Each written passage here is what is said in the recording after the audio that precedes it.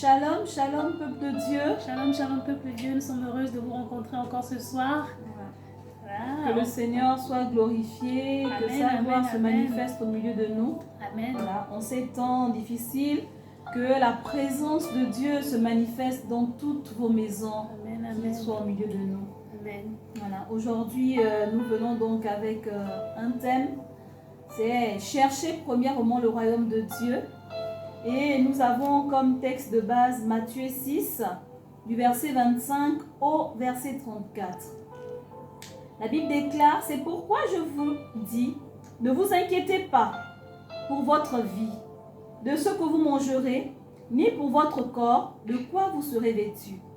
La vie n'est-elle pas plus que la nourriture, et le corps plus que le vêtement? Regardez les oiseaux du ciel, ils ne sèment ni ne moissonnent, et ils n'amassent rien dans des greniers. Et votre Père céleste les nourrit. Ne valez-vous pas beaucoup plus qu'eux? Qui de vous, par ses inquiétudes, peut ajouter une coudée à la durée de sa vie? Et pourquoi vous inquiétez au sujet des vêtements? Considérez comment croissent les lys des champs. Ils ne travaillent ni ne filent.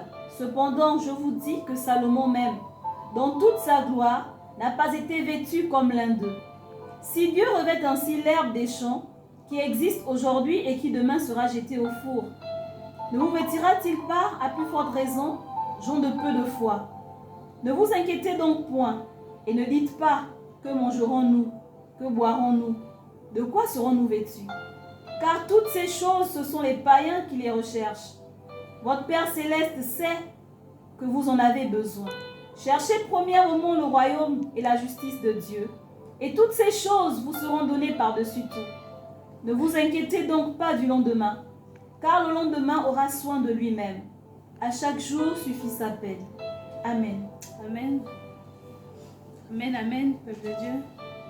Alors, nous allons vous apporter un éclaircissement face à ce thème, ce que le Seigneur a pu mettre en nous, pour pouvoir vous expliquer. Alors, bien-aimés en Jésus-Christ, il est très important de savoir d'abord ce que c'est le royaume de Dieu. D'abord ce que c'est le royaume de Dieu. Et dire que le royaume de Dieu, en fait, est un monde spirituel, donc Christ est le roi. Donc Christ est le roi. Amen. Amen. Alors, chercher premièrement le royaume de Dieu, c'est d'avoir d'abord une place dans ce royaume. Amen. Où Christ est le roi, comme je disais. Avant d'avoir des choses matérielles et physiques de ce monde. Bien-aimé. Alors pour d'autres, dans certaines références, disent que le royaume de Dieu, pour avoir accès, c'est le jour de notre mort. Mais bien aimé, il faudrait que cela soit plus bien explicite en fait. Dire aujourd'hui que cette mort en fait, c'est vrai, il faudrait que ce soit le jour de notre mort, mais cette mort en fait n'est pas une mort physique, mais c'est une mort spirituelle. Parce que pour atteindre aux choses d'en haut, il faut les atteindre dans le spirituel. Parce que physiquement, nous ne pouvons pas les atteindre. Et alors, par cette mort spirituelle aujourd'hui, bien-aimés, nous pouvons avoir accès au royaume de Dieu. Nous pouvons avoir accès au royaume de Dieu. Bien-aimés, le royaume de Dieu, en fait, ne le voyons pas en fait comme une espérance future. Non, voyons ici comme une réalité. Car en tant qu'enfants de Dieu, nous devons tous mériter le royaume de Dieu. Nous devons tous mériter le royaume de Dieu. Et comme je disais, que Christ est le royaume, Christ est le roi dans le royaume des cieux. Et là où il y a un roi, il y a sa loi. Là où il y a un roi, il y a son autorité. Là où il y a un roi, il gouverne. Alors là où Christ est, il y a la loi de Christ. Le royaume de Dieu ici, pour Christ, pour l'accéder, c'est annoncer l'évangile. C'est annoncer la bonne nouvelle. Mais aujourd'hui, beaucoup de chrétiens se sont détournés de ce royaume.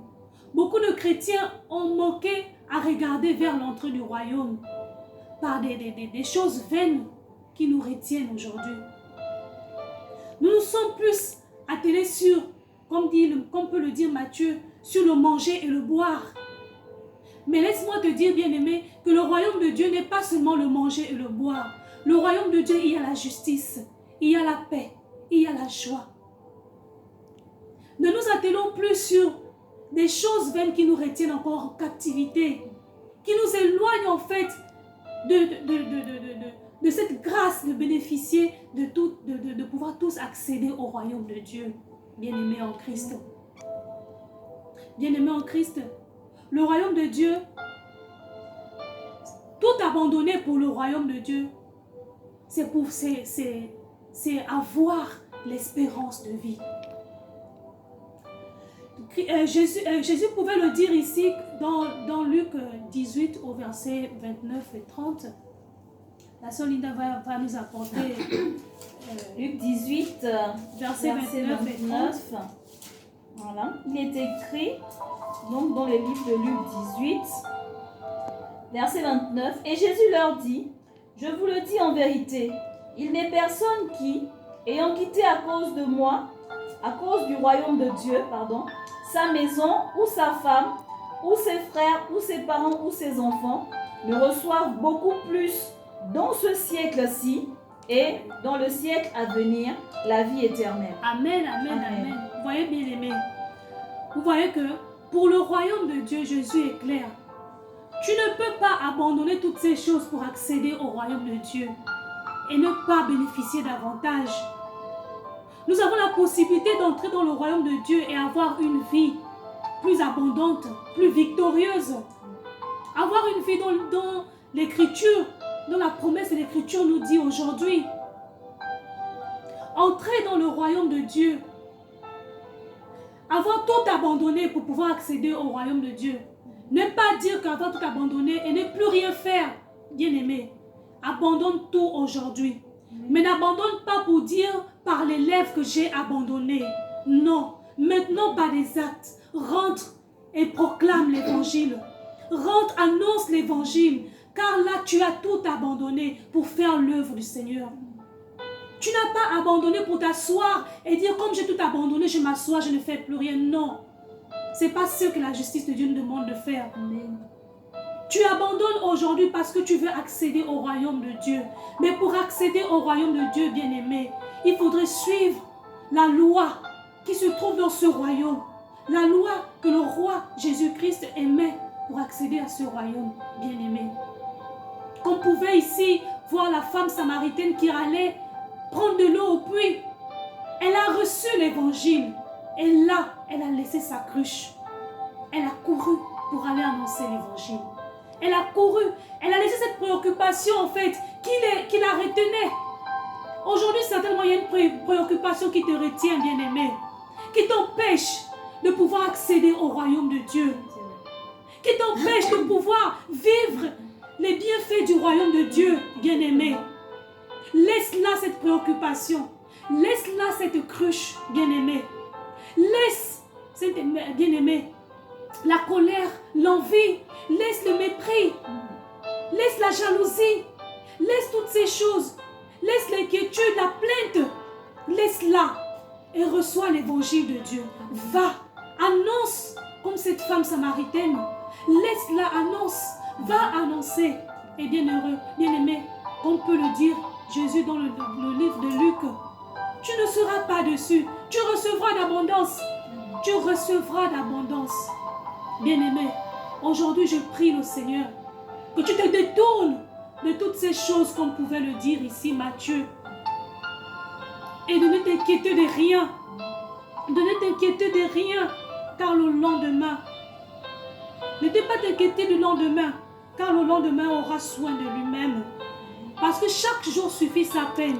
Si tu ne t'inquiètes pas de ces choses-là, tu t'inquiètes du royaume de Dieu, de l'avancement du royaume de Dieu par l'évangile. Mon frère, sache que tu recevras davantage. Amen. Parce que tu auras oublié ces préoccupations. Amen. Tu auras oublié ces vaines choses. Amen. Mais tu auras donné la place Amen. à Jésus-Christ. Amen. Bien-aimé, laisse-la ta cruche. Laisse-la ta préoccupation. Et va annonce pour accéder au royaume de Dieu. Amen. Amen. Je vais laisser la sœur Linda nous apporter encore vive explication au travers d'autres versets, d'autres passages. Amen. Amen. Amen. Que Dieu nous a éclairé déjà par la sœur Aurélia. Je veux juste apporter encore une petite Pierre à l'édifice avec le livre de 1 Pierre 2, dans son verset 11.